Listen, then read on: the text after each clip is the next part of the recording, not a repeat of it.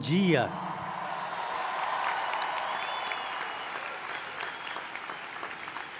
Gracias, señora rectora, por sus palabras.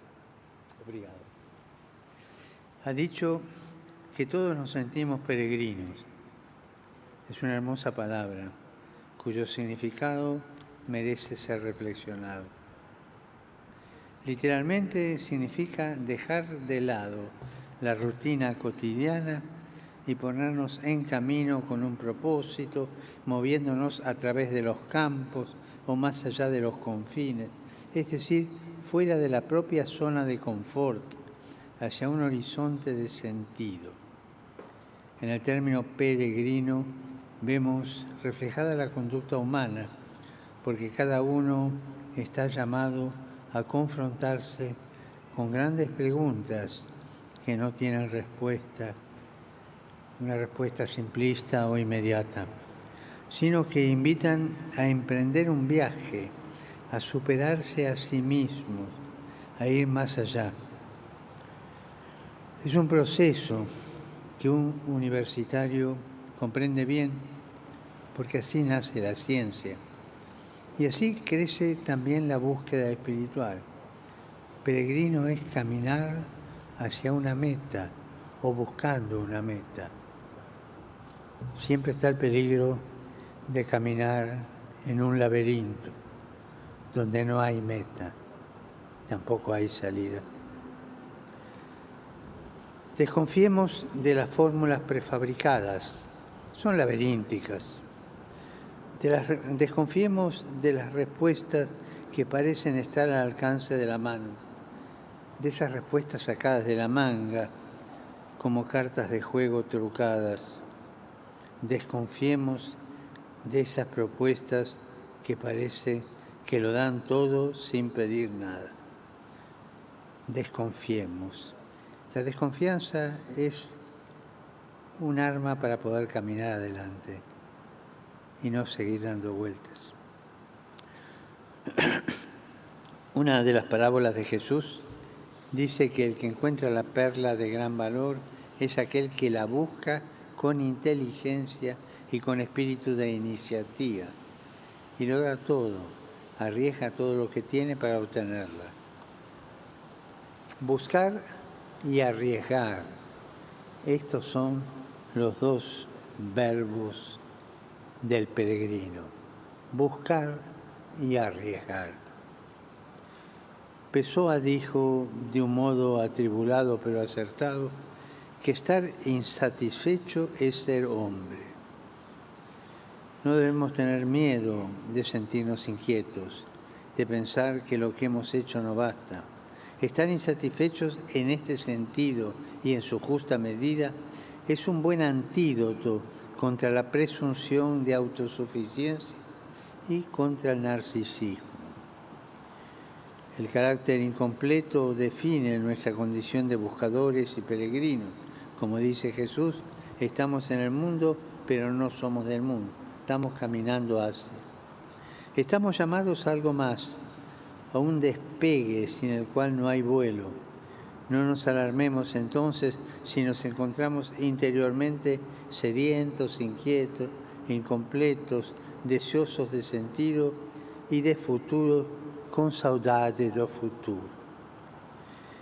Y aquí, junto a la saudade del futuro, no se olviden mantener viva esa memoria del futuro. No estamos enfermos, estamos vivos.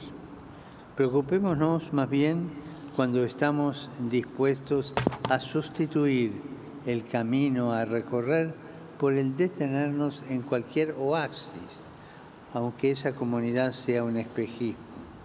Cuando sustituimos los rostros por las pantallas, lo real por lo virtual, cuando en lugar de las preguntas que desgarran, preferimos las respuestas fáciles que anestesian. Y la podemos encontrar en cualquier manual de trato social, de cómo comportarse bien. Las respuestas fáciles anestesian. Amigos, permítanme decirles, busquen y arriesguen, busquen y arriesguen. En este momento histórico, los desafíos son enormes, los quejidos son dolorosos.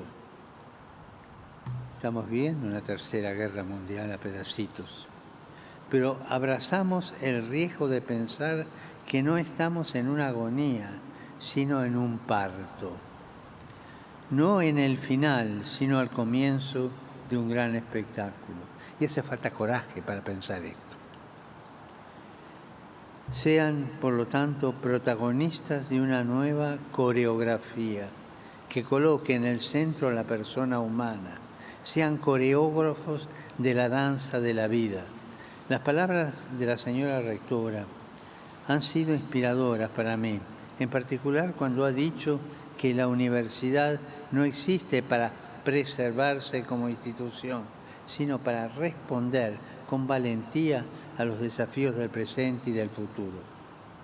La autopreservación es una tentación, es un reflejo condicionado del miedo que hace mirar la existencia de un modo distorsionado. Si las semillas se preservaran a sí mismas, desperdiciarían completamente su potencia generadora y nos condenarían al hambre. Si los inviernos se preservaran a sí mismos, no existiría la maravilla de la primavera. Tengan, por tanto, la valentía de sustituir los miedos por los sueños. Sustituyan los miedos por los sueños. No sean administradores de miedos. No sean administradores de miedos, sino emprendedores de sueños. Sería un desperdicio pensar en una universidad comprometida en formar a las nuevas generaciones solo para perpetuar el actual sistema elitista y desigual del mundo, en el que la instrucción superior es un privilegio para unos pocos. Si el conocimiento no es acogido como responsabilidad, se vuelve estéril. Si el que ha recibido una instrucción superior, que hoy en Portugal y en el mundo sigue siendo un privilegio, no se esfuerza por restituir algo de aquello con lo que ha sido beneficiado, en el fondo no ha comprendido lo que se le ha ofrecido. Me gusta pensar que en el Génesis las primeras preguntas que Dios hace al hombre son: ¿dónde estás? ¿Y dónde está tu hermano? Nos hará bien preguntarnos: ¿dónde estoy? ¿Estoy encerrado en mi burbuja o corro el riesgo de salir de mis seguridades para ser un cristiano practicante, un artesano de la justicia, un artesano de la belleza? Y también, ¿dónde está mi hermano? Experiencias de servicio fraterno como la de Mission au Pays y tantas otras que nacen en el ámbito académico deberían ser consideradas indispensables para quien pasa por la universidad. El título de estudio, en efecto, no puede ser visto solo como una licencia para construir el bienestar personal, no, sino como un mandato para dedicarse a una sociedad más justa, una sociedad más inclusiva, es decir, más desarrollada. Me han dicho que una de vuestras grandes poetisas, Sofía de Mello, Breinen Andersen, en una entrevista que es una especie de testamento a la pregunta ¿qué le gustaría haber realizado en Portugal en este nuevo siglo?, respondió sin vacilar: me gustaría que se realizase la justicia social, la disminución de las diferencias entre ricos y pobres. Les remito a ustedes esta pregunta. Ustedes, queridos estudiantes, peregrinos del saber, ¿qué quisieran ver realizado en Portugal y en el mundo? ¿Qué cambios, qué transformación y de qué manera la universidad, sobre todo la católica, puede contribuir a esto? Beatriz, Maor, Mariana, Tomás, Les agradezco sus testimonios. Tenían todo un tono de esperanza, una carga de entusiasmo realista. No había en ellos quejas ni tampoco ilusorias fugas hasta adelante. Ustedes quieren ser protagonistas del cambio. Como ha dicho Mariana, escuchándolos he pensado en una frase que tal vez les es familiar, del escritor José de Almada Negreiros. Soñé con un país donde todos llegaban a maestros. También este anciano que les habla, pues ya estoy viejo, sueña que vuestra generación sea una generación de maestros. Maestros en humanidad, maestros en compasión, maestros en nuevas oportunidades para el planeta y sus habitantes, maestros de esperanza y maestros que defiendan la vida del planeta amenazada en este momento por una grave destrucción ecológica. Como algunos de ustedes han evidenciado, debemos reconocer la urgencia dramática de hacernos caso de la casa común. Sin embargo, esto no se puede hacer sin una conversión del corazón y un cambio en la visión antropológica que está en la base de la economía y de la política. No nos podemos conformar con simples medidas paliativas o con compromisos tímidos y ambiguos. En este caso, los términos medios son solo una pequeña demora en el derrumbe. No olviden esto. Los términos medios son solo una pequeña demora en el derrumbe.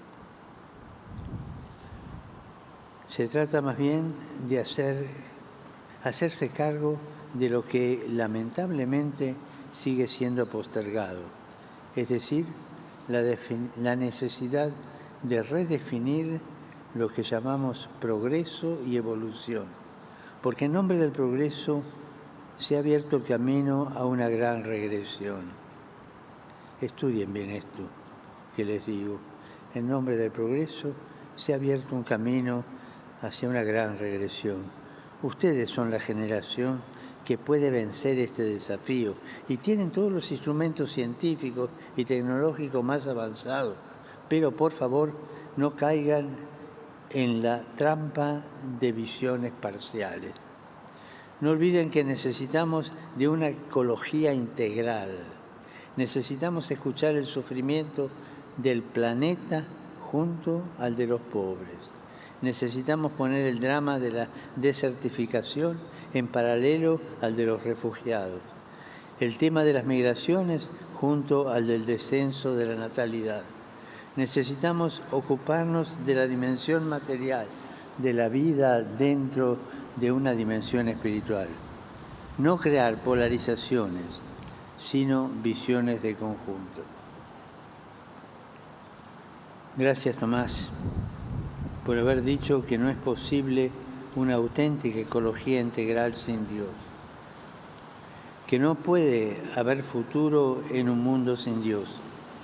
Quisiera decirles que hagan creíble la fe a través de las decisiones, porque si la fe no genera estilos de vida convincentes, si no hace fermentar la masa del mundo, no basta con que un cristiano esté convencido, debe ser convincente.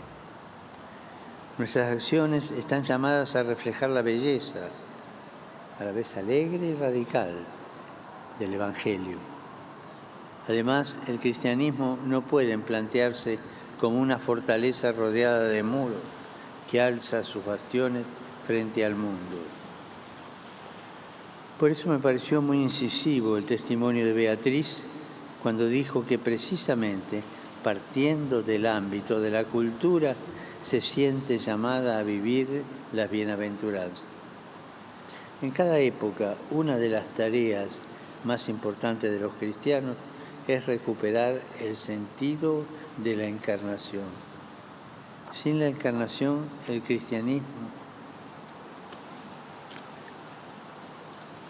se convierte en una ideología. Y la tentación de las ideologías cristianas, entre comillas, es muy actual.